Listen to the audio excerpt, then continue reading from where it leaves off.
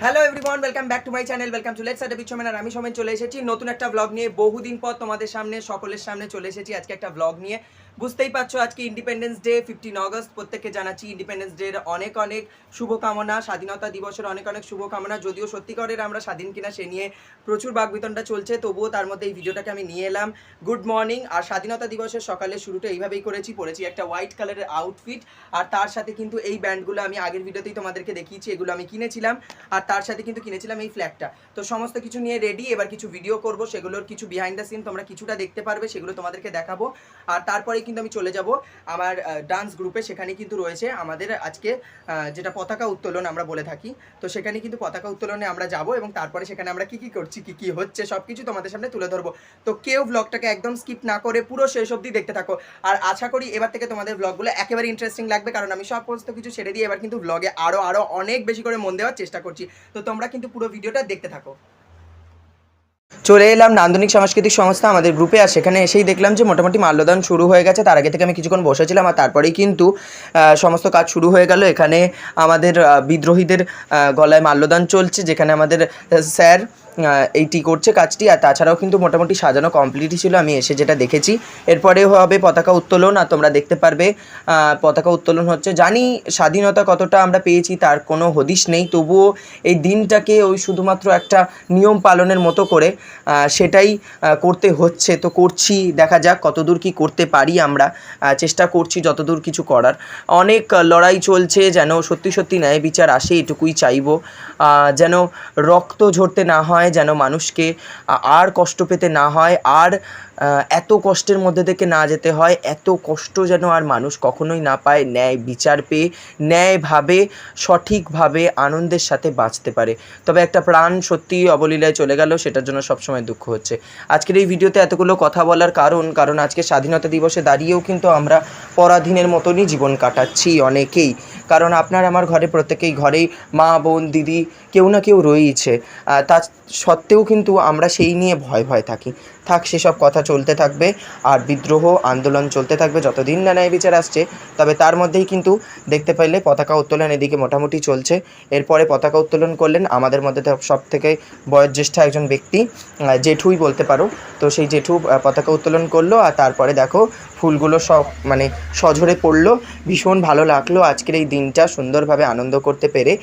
গত বছর আমি আসতে পারিনি, আমার শারীরিক অসুস্থতার জন্য খুব মিস করেছিলাম। তবে এবারে আমি ভেবেছিলাম যে আমি আসবো।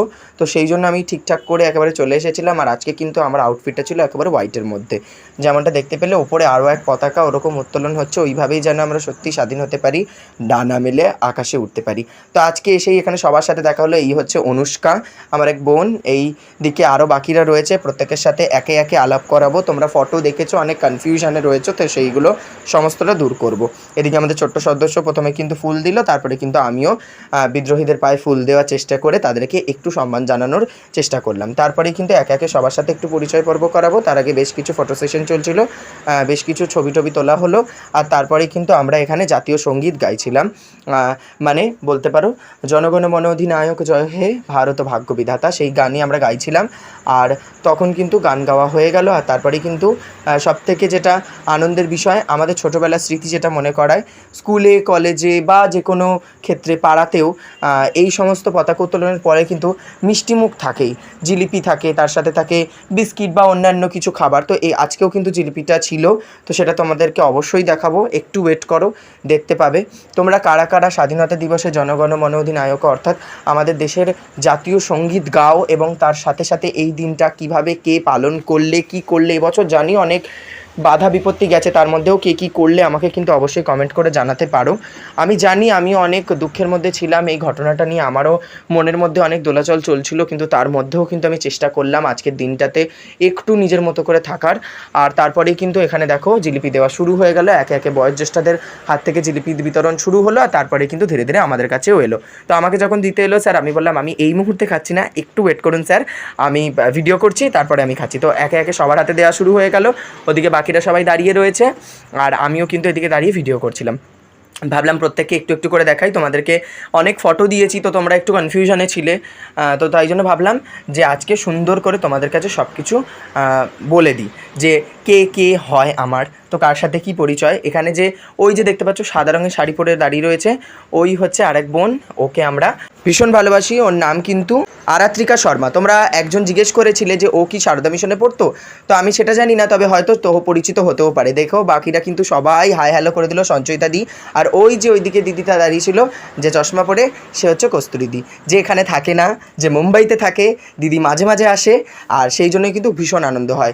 সামনে দিদির বিয়ে আসতে চলেছে, আর সেই নিয়ে কিন্তু ভীষণ সুন্দর অনেক ব্লগ আসবে, তবে সেটা এবছর না, সামনের বছরে পুজোর সময় দিদি আবারও ফিরবে। আমরা গত বছর পুজোয় প্রচুর আনন্দ করেছিলাম, তবে তখন ব্লগ করতে পারিনি, এবারে কিন্তু অনেক কিছু করব, সেগুলো দেখতে পাবে। তো আমি এখানে জিলিপি খাচ্ছিলাম, আর প্রত্যেকে দেখো দেখাচ্ছিল কি ভালো লাগে যখন সবাই একটু একটু করে নিজেদের কিছু কথা বা নিজেদেরকে তুলে ধরতে চায় আমার ভিডিওতে। আমার ভীষণ ভালো লাগে। এদিকে সঞ্চয় দিদি হাই করে চলে গেল, আর তারপরে কিন্তু আমরা এদিকে খাওয়া দাওয়ার পর্ব মোটামুটি সেরে ফেললাম। আর তারপরে আমি এসেছিলাম বাড়িতে, আর তোমরা মোটামুটি পরিচয় করেই ফেললে, অনুষ্কা, আরাত্রিকা এবং আমার আরেক দিদি কস্তুরী দি।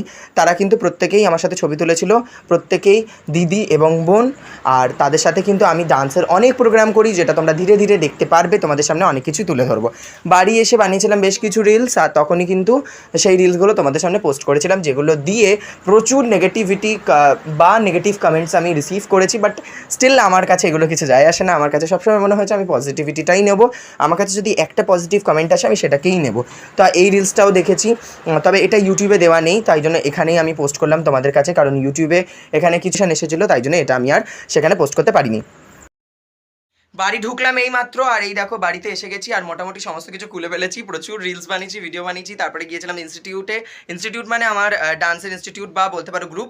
তো সেখানে গিয়েছিলাম, গ্রুপে প্রচণ্ড কিছু আনন্দ হলো। আর রিসেন্ট একটা খবর পেলাম, যেটা হচ্ছে তোমাদের সাথে বলে রাখি, এই স্যাটারডেতে মানে 17 অগস্ট রয়েছে আমাদের একটা প্রোগ্রাম, আরও একটা প্রোগ্রাম 1 সেপ্টেম্বর একটা প্রোগ্রাম রয়েছে।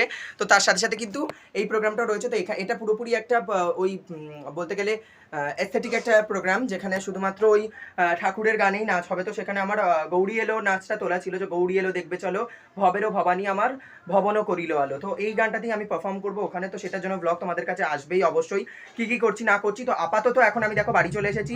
আর এখন এত তাড়াতাড়ি বাড়ি চলে আসার একটা কারণ হচ্ছে বাকিরা সবাই বেরোবে, গ্রুপে একটা ভালো সুখবর আসতে চলেছে, সেটা তোমাদেরকে অবশ্যই পরে জানাবো।